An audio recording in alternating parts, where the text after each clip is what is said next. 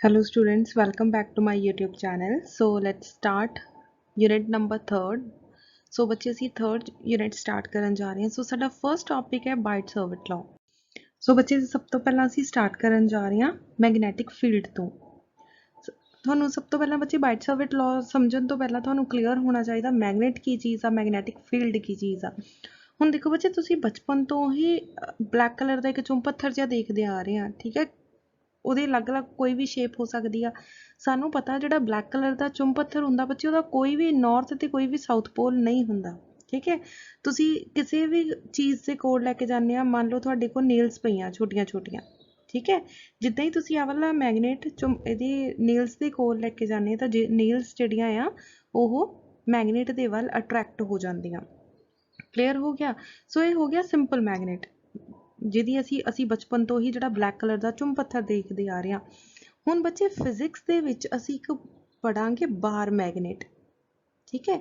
ਇੱਕ ਇੱਦਾਂ ਦਾ ਮੈਗਨੇਟ ਜਿਹਦਾ ਨਾਰਥ ਔਰ ਸਾਊਥ ਪੋਲ ਆਲਵੇਜ਼ ਫਿਕਸਡ ਹੁੰਦਾ, ਇਹ ਕਦੇ ਵੀ ਚੇਂਜ ਨਹੀਂ ਹੁੰਦਾ, ਠੀਕ ਹੈ। ਸੋ ਇੱਕ ਵਾਰੀ ਜਿਹੜਾ ਉਹਦਾ ਬਾਰ ਮੈਗਨੇਟ ਬਣ ਗਿਆ, ਮਤਲਬ ਇੱਕ ਵਾਰੀ ਜੋ ਨਾਰਥ ਪੋਲ ਬਣ ਗਿਆ ਉਹ ਬਣ ਗਿਆ, ਜੋ ਸਾਊਥ ਪੋਲ ਆ ਉਹ ਹਮੇਸ਼ਾ ਦੇ ਲਈ ਹੀ ਸਾਊਥ ਪੋਲ ਰਹਿ ਜਾਏਗਾ। ਸੋ ਇਸ ਤਰ੍ਹਾਂ ਦਾ ਇੱਕ ਚੁੰਬ ਪੱਥਰ ਹੁੰਦਾ ਬੱਚੇ ਮੈਗਨੇਟ ਹੁੰਦਾ, ਜਿਹਨੂੰ ਅਸੀਂ ਬੋਲਦੇ ਬਾਰ ਮੈਗਨੇਟ। ਇਹਦਾ ਇੱਕ ਨਾਰਥ ਪੋਲ ਆ ਔਰ ਇੱਕ ਸਾਊਥ ਪੋਲ ਆ, ਠੀਕ ਹੈ। ਇਸ ਮੈਗਨੇਟ ਦੇ ਇਸ ਬਾਰ ਮੈਗਨੇਟ ਦੇ ਆਲੇ ਦੁਆਲੇ ਬੱਚੇ ਇੱਕ ਫੀਲਡ ਕ੍ਰੀਏਟ ਹੋ ਜਾਂਦੀ ਆ, ਠੀਕ ਹੈ। ਜਿੱਦਾਂ ਅਸੀਂ ਚੁੰਬ ਪੱਥਰ ਦੇ ਆਲੇ ਦੁਆਲੇ ਸਾਨੂੰ ਪਤਾ ਵੀ ਇੱਕ ਫੀਲਡ ਕ੍ਰੀਏਟ ਹੋ ਜਾਂਦੀ, ਜੇ ਅਸੀਂ ਕੋਈ ਲੋਹੇ ਦੀ ਚੀਜ਼ ਉਹਦੇ ਕੋਲ ਲੈ ਕੇ ਜਾਵਾਂਗੇ ਤਾਂ ਚੁੰਬ ਪੱਥਰ ਦੇ ਵੱਲ ਅਟਰੈਕਟ ਹੋ ਜਾਏਗੀ। ਇਹਦਾ ਮਤਲਬ ਇੱਕ ਘੇਰਾ ਹੁੰਦਾ, ਪਰਟੀਕੂਲਰ ਇੱਕ ਫੀਲਡ ਹੁੰਦੀ ਹੈ ਜਿਸ ਘੇਰੇ ਦੇ ਅੰਦਰ ਕਿਸੇ ਹੋਰ ਕਹਿ ਲਓ ਐਲੀਮੈਂਟ ਨੂੰ ਕੋਈ ਫੋਰਸ ਐਕਸਪੀਰੀਅੰਸ ਹੋਏਗੀ। ਸੋ ਦੇਖੋ the space around the magnet ਦੇ ਆਲੇ ਦੁਆਲੇ ਕੋਈ ਨਾ ਕੋਈ ਸਪੇਸ ਹੁੰਦੀ ਹੈ ਵਿਦ ਇਨ ਵਿਚ it influence can be experience. So ਜਿਹਦੇ ਵਿੱਚ ਇੱਕ ਪਰਟੀਕੂਲਰ ਏਰੀਆ ਇੱਦਾਂ ਦਾ ਹੋ ਜਾਂਦਾ ਜਿਹਦੇ ਵਿੱਚ ਕਿਸੇ ਹੋਰ ਐਲੀਮੈਂਟ ਨੂੰ ਕੋਈ ਨਾ ਕੋਈ ਫੋਰਸ ਐਕਸਪੀਰੀਅੰਸ ਹੋਏਗਾ, ਇਸ ਕਾਲਡ ਮੈਗਨੈਟਿਕ ਫੀਲਡ। ਸੋ ਇਸ ਘੇਰੇ ਨੂੰ ਬੋਲਿਆ ਜਾਂਦਾ ਆ ਮੈਗਨੈਟਿਕ ਫੀਲਡ। ਆ ਚੀਜ਼ ਕਲੀਅਰ ਹੋ ਗਈ ਬੱਚੇ ਸਭ ਨੂੰ। ਸੋ ਨੈਕਸਟ ਦੇਖੋ ਬੱਚੇ ਇਸ ਤਰ੍ਹਾਂ ਦਾ ਹੁੰਦਾ ਆ ਬਾਰ ਮੈਗਨੇਟ, ਠੀਕ ਹੈ। ਸੋ ਇਹਨੂੰ ਬਲੂ ਕਲਰ ਦਾ ਇਸ ਕਰਕੇ ਸ਼ੋ ਕੀਤਾ ਹੋਇਆ, ਇਹਦਾ ਮਤਲਬ ਇੱਧਰ ਵਾਲਾ ਸਾਰਾ ਪਾਸਾ ਕੀ ਹੋਊਗਾ ਸਾਊਥ ਪੋਲ। ਰੈੱਡ ਕਲਰ ਦਾ ਜੋ ਸ਼ੋ ਕੀਤਾ ਹੋਇਆ ਇਹਦਾ ਮਤਲਬ ਆ ਸਾਰੇ ਦਾ ਸਾਰਾ ਜੋ ਏਰੀਆ ਆ ਉਹ ਕੀ ਆ ਤੁਹਾਡਾ ਸਾਊਥ ਪੋਲ, ਠੀਕ ਹੈ। ਹਮੇਸ਼ਾ ਬੱਚੇ ਯਾਦ ਰੱਖਣਾ ਆ ਜਿਹੜਾ ਬਾਰ ਮੈਗਨੇਟ ਹੁੰਦਾ ਆ, ਕੋਈ ਵੀ ਮੈਗਨੇਟ ਆ, ਹਮੇਸ਼ਾ ਜਿਹੜੀਆਂ ਮੈਗਨੈਟਿਕ ਫੀਲਡ ਲਾਈਨਸ ਆ, ਮੈਗਨੈਟਿਕ ਫੀਲਡ ਲਾਈਨਸ ਆ ਉਹ ਹਮੇਸ਼ਾ ਹੀ ਨਾਰਥ ਤੋਂ ਸਾਊਥ ਪੋਲ ਵੱਲ ਮੂਵ ਕਰਨਗੀਆਂ। ਧਿਆਨ ਨਾਲ ਡਾਇਗਰਾਮ ਦੇਖੋ, ਆ ਰੇ ਆਫ ਲਾਈਟ ਇੱਧਰੋਂ ਗਈ, ਸੌਰੀ ਰੇਜ਼ ਗਈਆਂ, ਠੀਕ ਹੈ। ਸੋ ਅਸੀਂ ਸਾਊਥ ਵੱਲ ਬਣਾਈਏ ਤਾਂ ਮਤਲਬ ਨਾਰਥ ਤੋਂ ਬਾਹਰ ਨਿਕਲੀ ਸਾਊਥ ਵਿੱਚ ਐਂਟਰ ਕਰ ਗਈਆਂ। ਅਗੇਨ ਨੀਚੇ ਵੀ ਦੇਖੋ ਨਾਰਥ ਤੋਂ ਬਾਹਰ ਨਿਕਲੀ ਔਰ ਸਾਊਥ 'ਚ ਐਂਟਰ ਕਰ ਗਈਆਂ, ਠੀਕ ਹੈ। ਇਸ ਤਰ੍ਹਾਂ ਕਰਕੇ ਜਿੱਦਾਂ ਬੱਚੇ ਅਸੀਂ ਇਲੈਕਟ੍ਰਿਕ ਫੀਲਡ ਵਿੱਚ ਇੱਕ ਬਟਰਫਲਾਈ ਡਾਇਗਰਾਮ ਬਣਾਉਂਦੇ ਸੀ, same to same magnetic field ਦੇ ਅੰਦਰ ਵੀ ਇੱਕ ਬਟਰਫਲਾਈ ਡਾਇਗਰਾਮ ਬਣ ਜਾਂਦੀ ਆ। ਨਾਰਥ ਤੋਂ ਜਿਹੜੀਆਂ ਆ ਫੀਲਡ ਲਾਈਨਸ ਉਹ ਬਾਹਰ ਵਾਲੇ ਪਾਸੇ ਜਾ ਰਹੀਆਂ, ਸਾਊਥ ਵਿੱਚ ਫੀਲਡ ਲਾਈਨਸ ਅੰਦਰ ਵਾਲੇ ਪਾਸੇ ਆ ਰਹੀਆਂ। ਕਲੀਅਰ ਹੋ ਗਈ ਬੱਚੇ। ਇਹ ਵੀ ਇੱਕ ਕਰਵਡ ਲਾਈਨ ਦੀ ਤਰ੍ਹਾਂ ਹੀ ਆਹ ਵਾਲਾ ਪੋਰਸ਼ਨ ਜੋ ਆ ਕਰਵਡ ਲਾਈਨਸ ਆ। ਸੋ ਕਰਵਡ ਲਾਈਨ ਦੇ ਨਾਲ ਹੀ ਮੈਗਨੈਟਿਕ ਫੀਲਡ ਲਾਈਨਸ ਨੂੰ ਰਿਪਰੈਜ਼ੈਂਟ ਕੀਤਾ ਜਾਂਦਾ। ਬੱਚੇ ਇਲੈਕਟ੍ਰਿਕ ਫੀਲਡ 'ਚ ਤੁਹਾਨੂੰ ਯਾਦ ਸੀ ਇੱਕ ਪਾਸੇ ਪੋਜ਼ਿਟਿਵ ਇੱਕ ਪਾਸੇ ਨੈਗੇਟਿਵ ਸੀ। ਸੋ ਇਲੈਕਟ੍ਰਿਕ ਫੀਲਡ ਲਾਈਨਸ ਜਿਹੜੀਆਂ ਪੋਜ਼ਿਟਿਵ ਟੂ ਨੈਗੇਟਿਵ ਵੱਲ ਜਾਂਦੀਆਂ ਸੀ। ਇਹਦੇ ਵਿੱਚ ਹਮੇਸ਼ਾ ਯਾਦ ਰੱਖਣਾ ਆ ਨਾਰਥ ਟੂ ਸਾਊਥ ਪੋਲ ਵੱਲ ਤੁਹਾਡੀ magnetic field lines always move ਕਰਨਗੀਆਂ। Done. Now this page is just for knowledge, ਠੀਕ ਹੈ। ਤੁਹਾਡੀ ਜਸਟ ਨੌਲੇਜ ਦੇ ਲਈ ਆ ਕਿ ਤੁਹਾਨੂੰ ਫਿਜ਼ਿਕਸ ਦੇ ਵਿੱਚ ਇੰਟਰਸਟ ਪੈਦਾ ਹੋਵੇ। ਸੋ 1980 ਦੇ ਵਿੱਚ ਬੱਚੇ ਫਿਜ਼ਿਕਸ ਦੇ ਇੱਕ ਸਾਇੰਟਿਸਟ ਸੀ ਹੈਨਰਿਸ ਕ੍ਰਿਸਟਨ। ਸੋ ਉਹਨਾਂ ਨੇ ਇੱਕ ਅਚਾਨਕ ਇੱਕ ਦਿਨ ਆਪਣੀ ਕਲਾਸ ਵਿੱਚ ਪੜ੍ਹਾਉਂਦੇ ਇੱਕ ਛੋਟਾ ਜਿਹਾ ਐਕਸਪੈਰੀਮੈਂਟ ਕੀਤਾ। ਉਹਨਾਂ ਨੇ ਕੀ ਕੀਤਾ, ਇੱਕ ਕਾਪਰ ਦੀ ਵਾਇਰ ਦਿੱਤੀ। ਕਾਪਰ ਵਾਇਰ ਤੁਸੀਂ ਸਭ ਨੇ ਸੁਣੀ ਹੋਏਗੀ, ਤਾਂਬੇ ਦੀ ਤਾਰ, ਠੀਕ ਹੈ। ਕਾਪਰ ਦੀ ਵਾਇਰ ਦਿੱਤੀ ਔਰ ਉਹਦੇ ਪਾਸ ਇੱਕ ਨੀਡਲ ਪਈ ਸੀ। ਕਿਹੜੀ ਨੀਡਲ? ਚੁੰਬਕੀ ਨੀਡਲ, ਜਿਹਨੂੰ ਅਸੀਂ ਮੈਗਨੈਟਿਕ ਨੀਡਲ ਬੋਲਦੇ ਹਾਂ, ਠੀਕ ਹੈ। ਸੋ ਮੈਗਨੈਟਿਕ ਨੀਡਲ ਰੱਖੀ ਹੋਈ ਸੀ ਉਹਦੇ ਕੋਲ। ਜਿੱਦਾਂ ਹੀ ਕਾਪਰ ਵਾਇਰ ਦੇ ਵਿੱਚੋਂ ਕਰੰਟ ਪਾਸ ਹੋਇਆ, ਜਿੱਦਾਂ ਹੀ ਉਹਨਾਂ ਨੇ ਕਰੰਟ ਪਾਸ ਕੀਤਾ, ਉਹਨਾਂ ਨੇ ਅਚਾਨਕ ਦੇਖਿਆ ਕਿ ਜੋ ਆਹ ਵਾਲੀ ਨੀਡਲ ਆ ਇਹ ਡਿਫਲੈਕਟ ਕਰਨੀ ਸਟਾਰਟ ਹੋ ਗਈ। ਡਿਫਲੈਕਟ ਮੀਨਸ ਕਿ ਉਹ ਹਿਲਣੀ ਸਟਾਰਟ ਹੋ ਗਈ। ਉਹਨਾਂ ਨੇ ਖੁਦ ਦੇਖਿਆ ਕਿ ਇਹ ਕਿਸ ਤਰ੍ਹਾਂ ਨਾ ਹੋਇਆ, ਕੀ ਮੈਂ ਅਚਾਨਕ ਕੀ ਕਰ ਦਿੱਤਾ ਕਿ ਅਚਾਨਕ ਜਿਹੜੀ ਨੀਡਲ ਆ ਉਹ ਹਿਲਣੀ ਸਟਾਰਟ ਹੋ ਗਈ।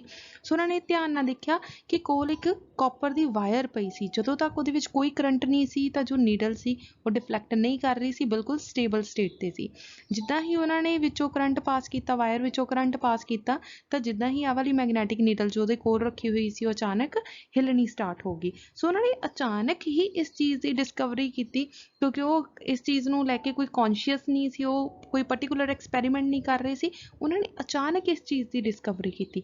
ਇਸ ਕਰਕੇ ਆਲਵੇਜ਼ ਜਦੋਂ ਵੀ ਇਹਨਾਂ ਬਾਰੇ ਗੱਲ ਕੀਤੀ ਜਾਂਦੀ ਆ ਤਾਂ ਇਹਨਾਂ ਦੀ ਨਾਮ ਦੇ ਅੱਗੇ ਐਕਸੀਡੈਂਟਲੀ ਡਿਸਕਵਰੀ ਜ਼ਰੂਰ ਲਿਖਿਆ ਜਾਂਦਾ, ਕਿਉਂਕਿ ਅਚਾਨਕ ਹੀ ਉਹਨਾਂ ਨੇ ਇਸ ਚੀਜ਼ ਵੱਲ ਧਿਆਨ ਦਿੱਤਾ। ਠੀਕ ਹੈ, electric current would cause and compass needle go haywire। ਠੀਕ ਹੈ, discovered that magnetic charge called magnetic field, ਜਿਹੜਾ ਉਸ ਟਾਈਮ ਮੈਗਨੈਟਿਕ ਮੂਵਿੰਗ ਚਾਰਜ ਹੋਇਆ, ਉਸ ਟਾਈਮ ਜੋ ਅਚਾਨਕ ਹੀ ਜਿਹੜੀ ਨੀਡਲ ਆ ਉਹ ਹਿਲਣੀ ਸਟਾਰਟ ਹੋ ਗਈ, ਤਾਂ ਉਹਨਾਂ ਨੇ ਦੇਖਿਆ ਕਿ ਇਸ ਕਾਪਰ ਵਾਇਰ ਦੇ ਆਲੇ ਦੁਆਲੇ ਕੋਈ ਨਾ ਕੋਈ ਮੈਗਨੈਟਿਕ ਫੀਲਡ ਜ਼ਰੂਰ ਆ ਜੋ ਇਸ ਨੀਡਲ 'ਤੇ ਇਫੈਕਟ ਪਾ ਰਹੀ ਆ। ਠੀਕ ਹੈ, ਜਿਹਦੀ ਵਜ੍ਹਾ ਨਾਲ ਇਹ ਨੀਡਲ ਹਿਲ ਰਹੀ ਆ। ਸੋ ਆਹ ਵਾਲਾ ਜੋ ਬੱਚੇ ਬਾਹਰ ਉਹਦੇ ਇੱਕ ਘੇਰਾ ਬਣ ਗਿਆ, ਉਹਨੂੰ ਨਾਮ ਦਿੱਤਾ ਗਿਆ ਮੈਗਨੈਟਿਕ ਫੀਲਡ। ਜਸਟ ਫॉर ਬੱਚੇ ਤੁਹਾਡੇ ਇੰਟਰਸਟ ਦੇ ਲਈ ਸੀ, ਤੁਹਾਡੇ ਨੌਲੇਜ ਦੇ ਲਈ ਸੀ, ਕਿ ਤੁਹਾਨੂੰ ਪਤਾ ਲੱਗ ਸਕੇ ਕਿ ਜਿਹੜਾ ਅਸੀਂ ਚੈਪਟਰ ਹੁਣ ਪੜ੍ਹਨ ਜਾ ਰਹੇ ਹਾਂ ਮੈਗਨੈਟਿਕ ਫੀਲਡ, ਉਹ ਕਿੱਥੋਂ ਸਟਾਰਟ ਹੋਇਆ, ਕਿਉਂ ਸਟਾਰਟ ਹੋਇਆ। ਸੋ ਦੇਖ ਲਓ, ਇੰਨੇ ਵੱਡੇ ਸਾਇੰਟਿਸਟ ਸੀ, ਉਹਨਾਂ ਨੇ ਵੀ ਕੌਨਸ਼ੀਅਸਲੀ ਕੁਛ ਨਹੀਂ ਕੀਤਾ, ਅਚਾਨਕ ਹੀ ਉਹਨਾਂ ਨੂੰ ਆਹ ਚੀਜ਼ ਲੱਭੀ ਸੀ, ਅਚਾਨਕ ਡਿਸਕਵਰੀ ਹੋਈ ਸੀ। ਠੀਕ ਹੈ, ਸੋ ਨੈਕਸਟ ਦੇਖੋ ਕਿਸ ਤਰ੍ਹਾਂ ਨਾਲ ਉਹ ਆਪਣੀ ਕਲਾਸ ਨੂੰ ਪੜ੍ਹਾ ਰਹੇ ਸੀ। ਇਸ ਤਰ੍ਹਾਂ ਉਹਨਾਂ ਨੇ ਇੱਕ ਵਾਇਰ ਫੜੀ ਹੋਈ ਆ ਆਪਣੇ ਹੱਥ ਦੇ ਵਿੱਚ, ਤੁਹਾਨੂੰ ਬੱਚੇ ਦਿਖ ਰਹੀ ਹੈ ਹਲਕੀ ਜੀ ਵਾਇਰ। ਠੀਕ ਹੈ, ਆ ਨੀਚੇ ਕੀ ਰੱਖੀ ਹੋਈ ਹੈ, ਮੈਗਨੈਟਿਕ ਨੀਡਲ। ਸੋ ਮੈਗਨੈਟਿਕ ਨੀਡਲ ਰੱਖੀ ਹੋਈ ਆ ਬੱਚੇ, ਆਹ ਵਾਲਾ ਸਟੈਂਡ ਹੈ, ਆ ਛੋਟੀ ਜਿਹੀ ਉੱਪਰ ਸੂਈ ਜਿਹੜੀ ਆ ਉਹ ਸਿਰਫ ਨੀਡਲ ਹੈ। ਠੀਕ ਹੈ, ਸਿਰਫ ਜਿਹੜੀ ਆ ਯੈਲੋ ਕਲਰ ਦੀ ਮੈਂ ਸ਼ੋ ਕਰ ਰਹੀ ਹਾਂ, ਸਿਰਫ ਇਹ ਨੀਡਲ ਹੈ। ਸੋ ਉਹਨਾਂ ਨੇ ਦੇਖਿਆ ਕਿ ਇਹ ਵਾਲੀ ਜਿਹੜੀ ਨੀਡਲ ਹੈ ਉਹ ਡਿਫਲੈਕਟ ਕਰ ਗਈ। ਸੋ ਉਹਨੂੰ ਕਲੀਅਰ ਇਮੇਜ ਦੇ ਵਿੱਚ ਬੱਚੇ ਸਾਈਡ 'ਤੇ ਸ਼ੋ ਕਰ ਦਿੱਤਾ ਕਿ ਇਸ ਤਰ੍ਹਾਂ ਨਾਲ ਇੱਕ ਬੈਟਰੀ ਲੈ ਲਈ। ਪੁਰਾਣੇ ਟਾਈਮ 'ਚ ਬੈਟਰੀ ਵੀ ਵੱਡੀ ਹੁੰਦੀ ਸੀ, ਸੋ ਇਸ ਤਰ੍ਹਾਂ ਦੀ ਉਹਨਾਂ ਨੇ ਇੱਕ ਬੈਟਰੀ ਲੈ ਲਈ, ਇੱਕ ਕਾਪਰ ਵਾਇਰ ਪਕੜੀ ਹੋਈ ਆ ਉਹਨਾਂ ਨੇ ਆਪਣੇ ਹੱਥ ਦੇ ਵਿੱਚ, ਦਿਖ ਰਹੀ ਹੈ ਤੁਹਾਨੂੰ ਕਾਪਰ ਵਾਇਰ। ਸੋ ਨੀਚੇ ਕੀ ਰੱਖੀ ਹੋਈ ਆ, ਇੱਕ ਮੈਗਨੈਟਿਕ ਨੀਡਲ। ਬੱਚੇ ਸਿੰਪਲ ਨੀਡਲ ਨਹੀਂ ਆ, ਮੈਗਨੈਟਿਕ ਨੀਡਲ ਹੈ। ਜਿੱਦਾਂ ਹੀ ਇਹਦੇ ਵਿੱਚੋਂ ਕਰੰਟ ਪਾਸ ਹੋਏਗਾ ਤਾਂ ਜਿਹੜੀ ਆਹ ਵਾਲੀ ਨੀਡਲ ਆ ਇਹ ਡਿਫਲੈਕਟ ਕਰਨੀ ਸਟਾਰਟ ਹੋ ਜਾਏਗੀ। ਸੋ ਨੈਕਸਟ ਬੱਚੇ ਇਸ ਪੂਰੇ ਐਕਸਪੈਰੀਮੈਂਟ ਨੂੰ ਅਸੀਂ ਥਿਓਰੈਟੀਕਲੀ ਵੀ ਲਰਨ ਕਰਾਂਗੇ, ਕਿਉਂਕਿ ਤੁਹਾਡੇ ਪੇਪਰ ਦੇ ਵਿੱਚ ਆ ਜਾਂਦਾ ਆ ਕਿ ਅਰਿਸਟਿਡ ਐਕਸਪੈਰੀਮੈਂਟ ਕੀ ਆ। ਅਰਿਸਟਿਡ ਬੱਚੇ ਉਹਨਾਂ ਦੇ ਨਾਮ ਤੋਂ ਐਕਸਪੈਰੀਮੈਂਟ ਦਾ ਨਾਮ ਪੈ ਗਿਆ, ਸਾਇੰਟਿਸਟ ਦੇ ਨੇਮ ਤੋਂ। ਠੀਕ ਹੈ, ਇਹਨੂੰ ਸਨੋ ਰੂਲ ਵੀ ਬੋਲਿਆ ਜਾਂਦਾ। ਹੁਣ ਇਹ ਸਮਝਾਇਆ ਜਾਏਗਾ ਕਿ ਇਹਨੂੰ ਸਨੋ ਰੂਲ ਕਿਉਂ ਬੋਲਿਆ ਜਾਂਦਾ। ਸੋ ਇਹਨੂੰ ਵੀ ਬੱਚੇ ਆਪਾਂ ਡਾਇਗਰਾਮ ਦੇ ਥਰੂ ਹੀ ਐਕਸਪਲੇਨ ਕਰਦੇ ਹਾਂ। ਜਿੱਦਾਂ ਅਰਿਸਟਿਡ ਨੇ ਸਭ ਤੋਂ ਪਹਿਲਾਂ ਇੱਕ ਬੈਟਰੀ ਲੈ ਲਈ, ਉਹਨੂੰ ਕੀ ਆ ਕਾਪਰ ਵਾਇਰ ਦੇ ਨਾਲ ਇਸ ਤਰ੍ਹਾਂ ਨਾਲ ਅਟੈਚ ਕਰ ਦਿੱਤਾ। ਠੀਕ ਹੈ, ਆਹ ਸਵਿਚ ਆ ਬੱਚੇ, ਸਵਿਚ ਤੋਂ ਅਸੀਂ ਔਨ ਜਾਂ ਆਫ ਕਰ ਸਕਦੇ ਹਾਂ ਆਪਣੀ ਪੂਰੀ ਸਰਕਿਟ ਨੂੰ। ਠੀਕ ਹੈ, ਉਹਦੇ ਕੋਲ ਕੀ ਰੱਖ ਦਿੱਤੀ, ਇੱਕ ਨੀਡਲ ਰੱਖ ਦਿੱਤੀ ਗਈ। when the wire is held above the needle the current flows from south to north pole। ਜਿੱਦਾਂ ਹੀ ਕਹਿੰਦੇ ਅਸੀਂ ਬੈਟਰੀ ਇਸ ਤਰੀਕੇ ਨਾਲ ਰੱਖੀ, ਇਸ ਤਰਫ ਕੀ ਹੈ ਤੁਹਾਡਾ ਪੋਜ਼ਿਟਿਵ ਟਰਮੀਨਲ ਔਰ ਇਸ ਤਰਫ ਕੀ ਹੈ ਤੁਹਾਡਾ ਨੈਗੇਟਿਵ ਟਰਮੀਨਲ। ਠੀਕ ਹੈ, ਸੋ ਕਰੰਟ ਆਲਵੇਜ਼ ਯਾਦ ਰੱਖਣਾ, current always positive to negative flow ਹੁੰਦਾ, ਆਲਵੇਜ਼। ਸੋ ਕਰੰਟ ਪੋਜ਼ਿਟਿਵ ਚੋਂ ਬਾਹਰ ਨਿਕਲਿਆ ਔਰ ਨੈਗੇਟਿਵ ਦੇ ਵੱਲ ਜਾ ਰਿਹਾ। ਠੀਕ ਹੈ, ਸੋ ਧਿਆਨ ਨਾਲ ਦੇਖੋ, ਇੱਧਰ ਵਾਲਾ ਪਾਸਾ ਸਾਊਥ ਪੋਲ ਔਰ ਇੱਧਰ ਵਾਲਾ ਪਾਸਾ ਨਾਰਥ ਪੋਲ। ਸੋ ਸਾਊਥ ਨੇ ਸਾਊਥ ਨੂੰ ਕੀ ਕਰਨਾ, ਧੱਕਾ ਮਾਰਨਾ। ਸੋ ਆਹ ਵਾਲੀ ਨੀਡਲ ਨੀਚੇ ਨੂੰ ਆ ਜਾਏਗੀ, ਡਾਟਡ ਲਾਈਨ ਸ਼ੋ ਹੋ ਰਹੀ ਆ। ਨਾਰਥ ਨੇ ਨਾਰਥ ਨੂੰ ਆਪਣੇ ਵੱਲ ਅਟਰੈਕਟ ਕਰ ਲੈਣਾ, ਸੋ ਨਾਰਥ ਪੋਲ ਉੱਪਰ ਵੱਲ ਨੂੰ ਚਲੀ ਜਾਏਗੀ। ਕਲੀਅਰ ਹੋ ਗਿਆ। ਸੋ ਦੇਖ ਲਓ, ਜਿਹੜਾ ਆ ਇਹ ਵੈਸਟ ਵੱਲ, ਉੱਪਰ ਕੀ ਆ ਤੁਹਾਡਾ ਨਾਰਥ ਟੂ ਵੈਸਟ, ਜਿਹੜਾ ਨਾਰਥ ਪੋਲ ਆ ਉਹ ਵੈਸਟ ਵੱਲ ਖਿੱਚਿਆ ਜਾਂਦਾ, ਅਟਰੈਕਟ ਹੋ ਜਾਂਦਾ। ਬੱਚੇ ਆਹ ਵਾਲੇ W ਦਾ ਮਤਲਬ ਕੀ ਆ, ਵੈਸਟ। ਕਲੀਅਰ ਹੋ ਗਿਆ, ਸਾਊਥ ਟੂ ਨਾਰਥ। ਸੋ ਕਿਹਦੇ ਵੱਲ, ਜਦੋਂ ਸਾਊਥ ਤੋਂ ਨਾਰਥ ਵੱਲ ਜਾਂਦੀ ਆ ਤਾਂ ਕਿਹਦੇ ਵੱਲ ਖਿੱਚਿਆ ਜਾਂਦਾ ਆ, ਵੈਸਟ ਵੱਲ। ਠੀਕ ਹੈ, ਵੈਸਟ। ਇਸ ਕਰਕੇ S ਤੋਂ ਪੈ ਗਿਆ ਸਨੋ, N ਲੈ ਲਿਆ, ਆਫ, W ਮਤਲਬ ਵੈਸਟ ਵੱਲ। ਠੀਕ ਹੈ, ਜਿਹੜਾ north to south pole attract ਹੋਇਆ ਟੂਵਰਡਸ ਵੈਸਟ, ਇਸ ਕਰਕੇ ਉਹਦਾ ਨਾਮ ਪੈ ਗਿਆ ਸਨੋ ਰੂਲ। क्लीयर हो गया बच्चे? स्नो रूल ਉਹਦਾ ਨਾਮ ਕਿਉਂ ਪਿਆ? ਸਿਮਿਲਰਲੀ ਇसी ਐਕਸਪੈਰੀਮੈਂਟ ਨੂੰ ਅਗਰ ਅਸੀਂ ਰਿਵਰਸ ਕਰ ਦਈਏ, ਰਿਵਰਸ ਇਨ ਦਾ ਸੈਂਸ ਕਿ ਅਗਰ ਤੁਸੀਂ ਕੀ ਕਰਦੇ ਆ, ਬੈਟਰੀ ਆਪੋਜ਼ਿਟ ਲਗਾ ਦਿੰਦੇ ਆ। ਧਿਆਨ ਨਾਲ ਦੇਖੋ, ਇੱਧਰ ਕੀ ਸੀ ਪੋਜ਼ਿਟਿਵ, ਇੱਧਰ ਕੀ ਆ ਨੈਗੇਟਿਵ, ਇੱਧਰ ਕੀ ਸੀ ਨੈਗੇਟਿਵ, ਇਸ ਪਾਸੇ ਅਸੀਂ ਕੀ ਲੈ ਰਹੇ ਹਾਂ ਪੋਜ਼ਿਟਿਵ। ਹਮੇਸ਼ਾ ਯਾਦ ਰੱਖਣਾ ਜਿਹੜਾ ਕਰੰਟ ਆ ਉਹ ਪੋਜ਼ਿਟਿਵ ਟੂ ਨੈਗੇਟਿਵ ਹੀ ਫਲੋ ਹੁੰਦਾ, ਬਟ ਅਸੀਂ ਬੈਟਰੀ ਉਲਟੀ ਲਗਾ ਦਿੱਤੀ ਕਰਕੇ ਕਰੰਟ ਵੀ ਨਾਰਥ ਟੂ ਸਾਊਥ ਪੋਲ ਵੱਲ ਅਟਰੈਕਟ ਹੋ ਰਿਹਾ, ਮੂਵ ਹੋ ਰਿਹਾ ਸੌਰੀ, ਠੀਕ ਹੈ। ਇੱਧਰ ਕੀ ਸੀ ਸਾਊਥ ਟੂ ਨਾਰਥ ਮੂਵ ਹੋ ਰਿਹਾ ਸੀ, ਇੱਥੇ ਅਸੀਂ ਬੈਟਰੀ ਆਪੋਜ਼ਿਟ ਕਰ ਦਿੱਤੀ, ਇਸ ਕਰਕੇ ਨਾਰਥ ਟੂ ਸਾਊਥ ਡਾਇਰੈਕਸ਼ਨ ਦੇ ਵਿੱਚ ਤੁਹਾਡਾ ਕਰੰਟ ਜਾ ਰਿਹਾ। ਹੁਣ ਫਰਕ ਕਿੱਥੇ ਪਊਗਾ? ਫਰਕ ਪਊਗਾ ਨੀਡਲ ਦੇ ਉੱਪਰ, ਠੀਕ ਹੈ। ਨੀਡਲ ਤੇ ਕੀ ਫਰਕ ਪਏਗਾ? ਹੁਣ ਨਾਰਥ ਨੇ ਨਾਰਥ ਨੂੰ ਧੱਕਾ ਮਾਰਿਆ, ਨਾਰਥ ਨੇ ਨਾਰਥ ਨੂੰ ਧੱਕਾ ਮਾਰਿਆ ਤਾਂ ਕਿੱਧਰ ਨੂੰ ਚਲੇਗੀ? ਈਸਟ ਵੱਲ। ਤੁਹਾਡੀ ਜਿਹੜੀ ਸੂਈ ਆ ਧੱਕਾ ਮਾਰ ਕੇ ਨੀਚੇ ਨੂੰ ਚਲੇਗੀ। ਇਹਦਾ ਮਤਲਬ ਜੇ ਆਹ ਪਾਸਾ ਬੱਚੇ ਨੀਚੇ ਨੂੰ ਚਲਾ ਗਿਆ ਤਾਂ ਡੈਫੀਨੇਟਲੀ ਸਾਊਥ ਪਾਸਾ ਕੀ ਚਲੂ ਜਾਊਗਾ? ਉੱਪਰ ਵਾਲੇ ਪਾਸੇ ਨੂੰ। ਦਿਖ ਰਹੀ ਹੈ ਇੱਥੇ ਡਾਟਡ ਲਾਈਨਸ, ਠੀਕ ਹੈ। ਇਹਦਾ ਮਤਲਬ ਸਾਊਥ ਨੇ ਸਾਊਥ ਨੂੰ ਅਟਰੈਕਟ ਕਰ ਲਿਆ, ਨਾਰਥ ਨੇ ਨਾਰਥ ਨੂੰ ਧੱਕਾ ਮਾਰ ਦਿੱਤਾ। ਇੱਧਰ ਕੀ ਸੀ ਸਾਊਥ ਨੇ ਸਾਊਥ ਨੂੰ ਧੱਕਾ ਮਾਰਿਆ ਸੀ, ਡੈਫੀਨੇਟਲੀ ਤੁਹਾਡੀ ਸੂਈ ਉੱਪਰ ਨੂੰ ਚਲ ਜਾਏਗੀ। ਇੱਧਰ ਕੀ ਆ ਉੱਪਰ ਨਾਰਥ ਆ ਰਿਹਾ ਹੈ ਤਾਂ ਨਾਰਥ ਨੇ ਨੀਚੇ ਵਾਲੇ ਪਾਸੇ ਨੂੰ ਧੱਕਾ ਮਾਰਿਆ ਤਾਂ ਸੂਈ ਉੱਪਰ ਵਾਲੇ ਪਾਸੇ ਨੂੰ ਚਲੇ ਜਾਏਗੀ। ਬੱਚੇ ਕਲੀਅਰ ਹੋ ਗਿਆ ਸਨੋ ਰੂਲ ਔਰ ਰਿਸਟਡ ਐਕਸਪੈਰੀਮੈਂਟ? ਇਹ ਤੁਹਾਡੇ ਐਗਜ਼ਾਮ ਦੇ ਵਿੱਚ 1 ਜਾਂ 2 ਮਾਰਕਸ ਦਾ ਪੁੱਛਿਆ ਜਾ ਸਕਦਾ, ਜਾਂ ਫਿਰ ਇਹਦੇ ਵਿੱਚੋਂ MCQs ਦੀ ਫਾਰਮ ਦੇ ਵਿੱਚ ਕੁਝ ਪੁੱਛਿਆ ਜਾ ਸਕਦਾ, ਠੀਕ ਹੈ। ਸੋ ਨੈਕਸਟ ਅਸੀਂ ਬੱਚੇ ਮੇਨ ਆਰਟੀਕਲ ਕਰਨ ਜਾ ਰਹੇ ਹਾਂ, ਬਾਇਟ-ਸਰਵਿਟ ਲਾਅ, ਠੀਕ ਹੈ। Next one is a Biot Savart law. ਹੁਣ ਬੱਚੇ ਬਾਇਟ-ਸਰਵਿਟ ਕੌਣ ਸੀ? ਹੁਣ ਔਰਿਸਟਡ ਨੇ ਤਾਂ ਇੱਕ ਐਕਸਪੈਰੀਮੈਂਟ ਛੋਟਾ ਜਿਹਾ ਕਰ ਦਿੱਤਾ ਕਿ ਕੋਈ ਨੀਡਲ ਆ, ਕੋਈ ਵਾਇਰ ਰੱਖੀ ਹੋਈ ਆ, ਨੀਡਲ ਹਿੱਲ ਗਈ, ਠੀਕ ਹੈ। ਇਹਦਾ ਮਤਲਬ ਕਿ ਇਸ ਵਾਇਰ ਦੇ ਵਿੱਚ ਕੋਈ ਨਾ ਕੋਈ ਮੈਗਨੈਟਿਕ ਫੀਲਡ ਸੀ, ਸੋ ਇਸ ਮੈਗਨੈਟਿਕ ਫੀਲਡ ਕਰਕੇ ਆਹ ਵਾਲੀ ਜਿਹੜੀ ਨੀਡਲ ਆ ਉਹ ਡਿਫਲੈਕਟ ਕਰ ਗਈ, ਠੀਕ ਆ। ਇਹ ਸਾਰਾ ਕੁਝ ਕਿਹਨੇ ਦੇ ਦਿੱਤਾ? ਆਹ ਵਾਲਾ ਐਕਸਪੈਰੀਮੈਂਟ ਕਿਹਨੇ ਕੀਤਾ? ਔਰਿਸਟਡ ਨੇ, ਠੀਕ ਹੈ। ਸੋ ਅਲੱਗ-ਅਲੱਗ ਐਲੀਮੈਂਟਸ ਲੈ ਕੇ, ਕਦੇ ਅਸੀਂ ਵਾਇਰ ਲੈ ਲਾਂਗੇ, ਕਦੇ ਅਸੀਂ ਕੋਈ ਰਿੰਗ ਲੈ ਲਾਂਗੇ, ਕਦੇ ਕੋਈ ਸਫੇਅਰ ਲੈ ਲਾਂਗੇ, ਸੋ ਅਲੱਗ-ਅਲੱਗ ਚੀਜ਼ਾਂ ਲੈ ਕੇ ਉਹਦੇ ਉੱਪਰ ਫਰਦਰ ਐਕਸਪੈਰੀਮੈਂਟਸ ਕੀਤੇ ਗਏ। ਸੋ ਉਹ ਕੌਣ ਸੀ? ਬਾਇਟ-ਸਰਵਿਟ। ਸੋ ਸੈਕਿੰਡ ਸਾਇੰਟਿਸਟ ਦੀ ਅਸੀਂ ਗੱਲ ਕਰਨ ਲੱਗੇ ਹਾਂ ਜਿਨ੍ਹਾਂ ਨੇ ਅਲੱਗ-ਅਲੱਗ ਚੀਜ਼ਾਂ ਦੇ ਨਾਲ ਐਕਸਪੈਰੀਮੈਂਟ ਕੀਤਾ। ਸਿਮਿਲਰਲੀ ਮੰਨ ਲਓ ਮੈਂ ਤੁਹਾਨੂੰ ਕਲਾਸ ਦੇ ਵਿੱਚ ਕੁਝ ਦੱਸ ਰਹੀ ਹਾਂ, ਠੀਕ ਹੈ। ਮੰਨ ਲਓ ਤੁਸੀਂ ਆਪਣੀ ਮੰਮਾ ਦੀ ਐਗਜ਼ਾਮਪਲ ਲੈ ਲਓ ਕਿ ਤੁਹਾਡੇ ਮੰਮਾ ਨੇ ਤੁਹਾਨੂੰ ਦੱਸਿਆ ਕਿ ਰੋਟੀ ਇਸ ਤਰੀਕੇ ਨਾਲ ਬਣਾਉਂਦੇ ਆ। ਸੈਕਿੰਡ ਡੇ ਤੁਹਾਡਾ ਦਿਮਾਗ ਚਾਹੁੰਦਾ ਆ ਕਿ ਰੋਟੀ ਵਿੱਚ ਤਾਂ ਆਲੂ ਵੀ ਪਾਏ ਜਾ ਸਕਦੇ ਆ, ਰੋਟੀ ਵਿੱਚ ਗੋਭੀ ਵੀ ਪਾਈ ਜਾ ਸਕਦੀ ਆ, ਠੀਕ ਹੈ। ਇੱਦਾਂ ਕਰਕੇ ਪਰੌਂਠੇ ਵੀ ਬਣ ਸਕਦੇ ਆ। ਸੋ ਇੱਕ ਮਜ਼ੇਦਾਰ ਚੀਜ਼ ਆ ਕਿ ਇੱਕ ਛੋਟੀ ਜਿਹੀ ਚੀਜ਼ ਤੁਹਾਡੇ ਮੰਮਾ ਨੇ ਸਿਖਾਈ, ਬਟ ਤੁਹਾਡਾ ਆਪਣਾ ਦਿਮਾਗ ਸੀ ਵੀ ਜਿਹੜਾ ਤੁਸੀਂ ਅੱਗੇ ਵਧ ਰਹੇ ਆ, ਤੁਸੀਂ ਕੁਝ ਹੋਰ ਕਰ ਰਹੇ ਆ। ਸੋ ਬਾਇਟ-ਸਰਵਿਟ ਇੱਕ ਇੱਦਾਂ ਦੇ ਸਾਇੰਟਿਸਟ ਸੀ ਜਿਨ੍ਹਾਂ ਨੇ ਔਰਿਸਟਡ ਦੇ ਐਕਸਪੈਰੀਮੈਂਟ ਤੋਂ ਫਰਦਰ ਉਹਨੂੰ ਐਕਸਪਲੇਨ ਕੀਤਾ ਵੀ ਇੱਥੋਂ ਅਸੀਂ ਕੁਝ ਹੋਰ ਵੀ ਕਰ ਸਕਦੇ ਹਾਂ। ਸੋ ਚਲੋ ਅਸੀਂ ਬਾਇਟ ਦੇ ਬਾਰੇ ਪੜ੍ਹਦੇ ਹਾਂ। ਸੋ ਐਕਸਪੈਰੀਮੈਂਟ ਦੇਖੋ, an expression for the magnetic field of a current element. Current element ਬੱਚੇ ਕੋਈ ਇੱਦਾਂ ਦਾ ਐਲੀਮੈਂਟ, ਕੋਈ ਵਾਇਰ ਜਿਹਦੇ ਵਿੱਚੋਂ ਕਰੰਟ ਪਾਸ ਹੋ ਸਕਦਾ ਹੋਵੇ, which is known as Biot-Savart law। consider a wire। ਬੱਚੇ ਇੱਥੋਂ ਮੇਨ ਫਸਟ ਤਾਂ ਜਸਟ ਡੈਫੀਨੇਸ਼ਨ ਆ ਕਿ ਬਾਇਟ-ਸਰਵਿਟ ਲਾਅ ਕੀ ਆ। ਕਿਸੇ ਵੀ ਕਰੰਟ ਐਲੀਮੈਂਟ ਦੇ ਬਾਹਰ ਜਦੋਂ ਮੈਗਨੈਟਿਕ ਫੀਲਡ ਪ੍ਰੋਡਿਊਸ ਹੋ ਜਾਂਦਾ, ਅਸੀਂ ਉਹਨੂੰ ਐਕਸਪ੍ਰੈਸ ਕਰਨਾ ਆ ਮੈਥਮੈਟੀਕਲ ਫਾਰਮ ਦੇ ਵਿੱਚ, ਸੋ ਉਹਨੂੰ ਬਾਇਟ-ਸਰਵਿਟ ਲਾਅ ਕਹਿੰਦੇ ਆ। ਸੋ ਸਭ ਤੋਂ ਪਹਿਲਾਂ ਕੀ ਕਰਾਂਗੇ, ਕੰਸੀਡਰ ਕਰਾਂਗੇ ਇੱਕ wire, a current I is flowing, ਠੀਕ ਹੈ। ਸਭ ਤੋਂ ਪਹਿਲਾਂ ਬੱਚੇ ਕੀ ਕੀਤੀ, ਅਸੀਂ ਇੱਕ ਤਾਰ ਲੈ ਲਈ, ਠੀਕ ਹੈ। ਤੁਹਾਡੀ ਮਰਜ਼ੀ ਆ, ਤਾਰ ਤੁਸੀਂ ਸਿੱਧੀ ਲੈਣੀ ਆ ਸਿੱਧੀ ਲੈ ਲਓ, ਨਹੀਂ ਤਾਂ XY ਜਿੱਦਾਂ ਡਾਇਗਰਾਮ 'ਚ ਲਿੱਤੀ ਹੋਈ ਹੈ ਉੱਦਾਂ ਲੈ ਲਓ, ਠੀਕ ਹੈ। ਇਟਸ ਯੋਰ ਵਿਸ਼। ਕੋਈ ਇੱਦਾਂ ਨਹੀਂ ਆ ਕਿ ਤਾਰ ਇਸੀ ਸ਼ੇਪ ਦੀ ਹੋਣੀ ਚਾਹੀਦੀ ਆ, ਤੁਸੀਂ ਤਾਰ ਲੈ ਲਓ ਜਿਸ ਮਰਜ਼ੀ ਤਰੀਕੇ ਨਾਲ ਰੱਖ ਦਿੱਤੋ। ਮੰਨ ਲਓ XY ਹੈ, ਸੋ ਇਹਦੇ ਵਿੱਚੋਂ ਕਰੰਟ ਕਿਹੜਾ ਪਾਸ ਹੋ ਰਿਹਾ? I। ਸੋ ਇਹਦੇ ਵਿੱਚੋਂ ਕਰੰਟ ਕਿਹੜਾ ਪਾਸ ਹੋ ਰਿਹਾ? I। Taking a small element of the wire of a length DL।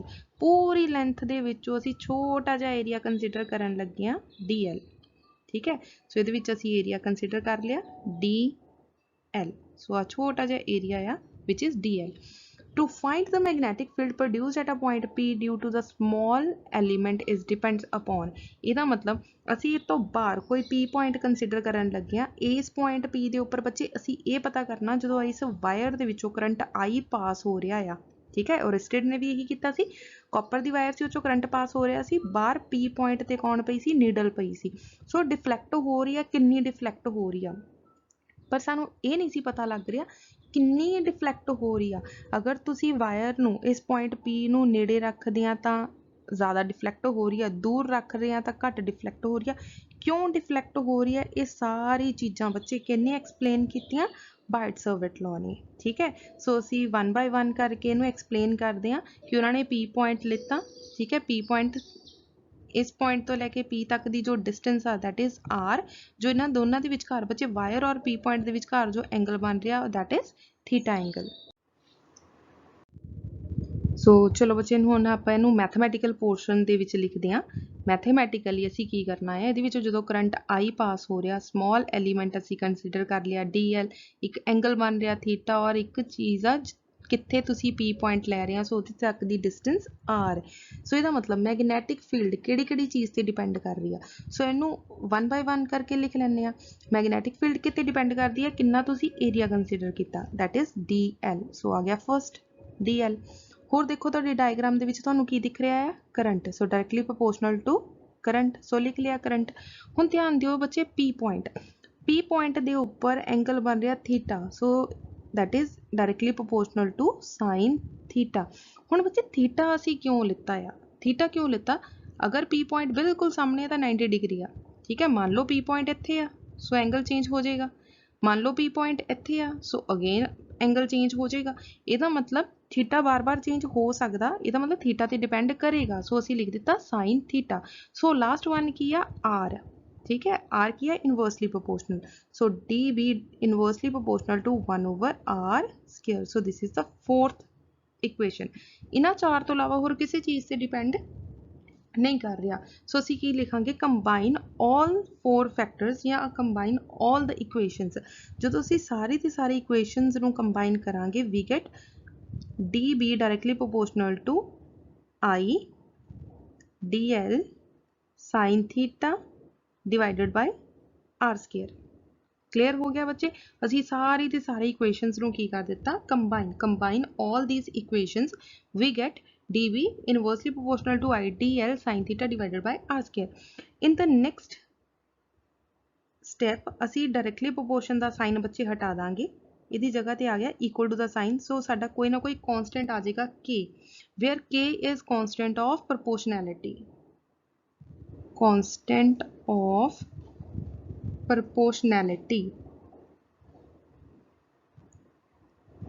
Clear हो गया बच्चे इत्थे तक। यूनिट्स निकालनी आ।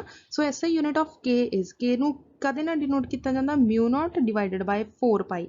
सो के दे बच्चे वैल्यू थानू लर्न करनी पएगी 10⁻⁻⁻7। ਇਹਦਾ मतलब म्यू नॉट ओवर 4 पाई की वैल्यू कितनी होंगी है 10⁻⁻7। जिदा बच्चे असीं इलैक्ट्रिक फील्ड च कीता सी 1/4 पाई एप्सिलॉन नॉट की वैल्यू कितनी सी 9 × 10⁻9, ठीक है। सो इस केस ये मैगनैटिक फील्ड विच की आ म्यू नॉट ओवर 4 पाई है, सो उसकी वैल्यू थानू लर्न करनी पएगी 10⁻⁻7।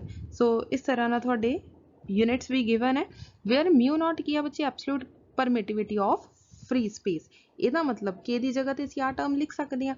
सो डी वी का आंसर कितना आ जाएगा म्यू नॉट ओवर 4 पाई। पिछे बच्चे पहला लास्ट वाला इक्वेशन लिख लैंदे आ। लास्ट इक्वेशन की सी के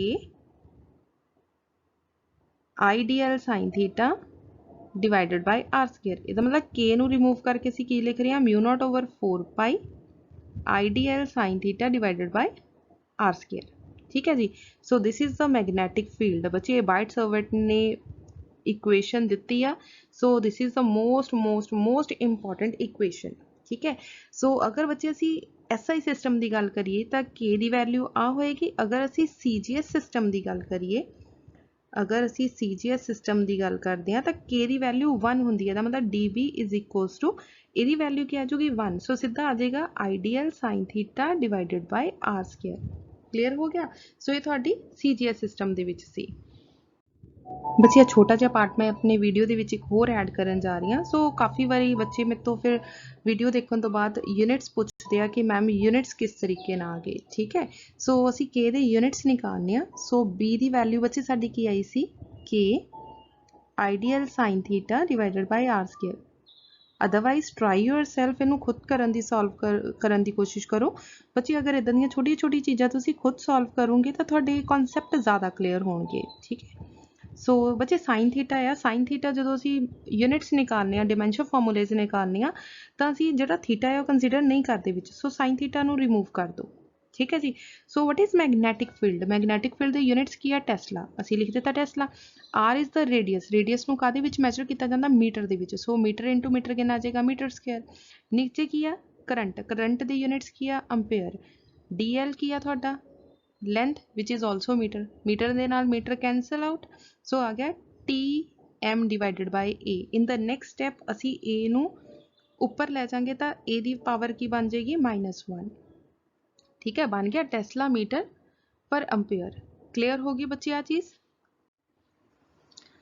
बच्चे इसी तरह तुसी टेस्ला नू कन्वर्ट करोगे वैबर दी फॉर्म दे विच, सो कन्वर्ट करके देखो, अगर हो रहा तुहाडे कोल तां वैल एंड गुड, अगर नहीं हो रहा तां कमेंट सैक्शन दे विच पुछ सकदे आ, मैनूं WhatsApp कर सकदे आ, ठीक है। दैन मैं अलग तो वीडियो बना के तुहानूं दस दूँगी कि वैबर पर अंपेयर पर मीटर दे विच किस तरीके नाल इहनूं कन्वर्ट कर सकदे आ। सो ट्राई करो कि तुसी खुद इन्ना क काम तुसी खुद कर सको। Last one is in vector form. इस पूरी इक्वेशन नूं बच्चे असीं वैक्टर फॉर्म दे विच लिखना है। बहुत रेयर पुछया जांदा तुहाडे एग्जाम दे विच, बट सानूं पता होना चाहिए वैक्टर फॉर्म च किस तरीके नाल लिखांगे। सो DB दा बच्चे साडे कोल आंसर कितना आया सी, सो आ चीज़ असीं सॉल्व करनी आ। सो DB दा आंसर कितना आया सी, DB is equals to μ0/4 pi IDL sin theta divided by r², ठीक है, r² आया सी। सो आ इक्वेशन आई सी तुहाडी। बच्चे हुण की कीता, साइन नूं असीं रिमूव कर दिता। +1 दे विच असीं पढ़ के आए आ, कॉस हटावांगे तो थीटा लग जाता, साइन हटाने आ तो क्रॉस प्रोडक्ट लग जाता है। इसका मतलब असी साइन हटान लगे, जो साइन हटावांगे बच्चे की आ जाएगा μ0/4 पाई IDL, ठीक है। हुण आई की आ बच्चे, आई जिहड़ा स्केलर क्वांटिटी है, मतलब असीं इहदे उत्ते वैक्टर नहीं पा सकते। सो अगर वैक्टर नहीं पावांगे बच गया कल्ला DL, कल्ले DL दे उपर अगर असीं वैक्टर पा रहे हैं, सो क्रॉस प्रोडक्ट किहदे नाल लईए, क्रॉस प्रोडक्ट लैण दे लई असीं की कीता, एक R दे नाल मल्टीप्लाई कर दिता और एक R दे नाल डिवाइड कर दिता। सो नीचे कितना सी R², जो R नूं R नाल मल्टीप्लाई करांगे तो साडे को की बच जाएगा R³। क्लीयर हो गया बच्चे आ स्टैप। असीं उपर वाले नूं कवर अप करन दे लई एक R दे नाल मल्टीप्लाई ते एक R दे नाल असीं डिवाइड कर दिता, ताकि असीं क्रॉस प्रोडक्ट दी फॉर्म दे विच उहनूं लिख सकीए। क्लीयर हो गया।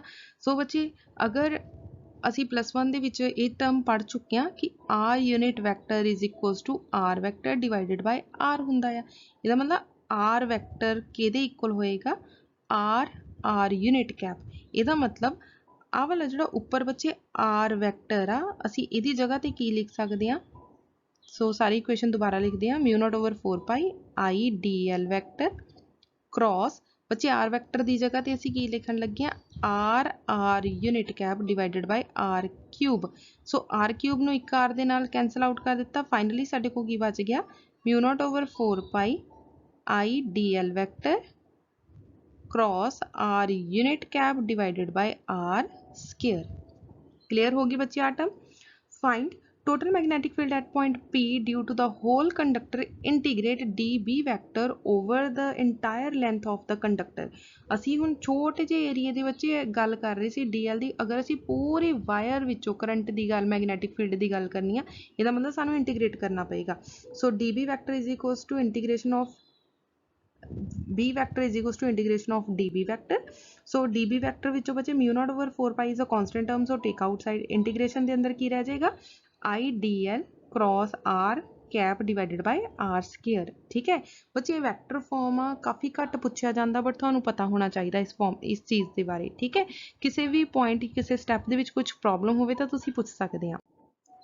सो थैंक यू सो मच बच्चे। अज का साडा ये मैगनैटिक फील्ड चैप्टर का 3rd यूनिट का फर्स्ट लैक्चर सी। अगर इस लैक्चर दे विच तुहानूं कुछ भी ना समझ लग्या होवे, कुछ ना पता लग्या होवे, तां तुसीं पुछ सकदे।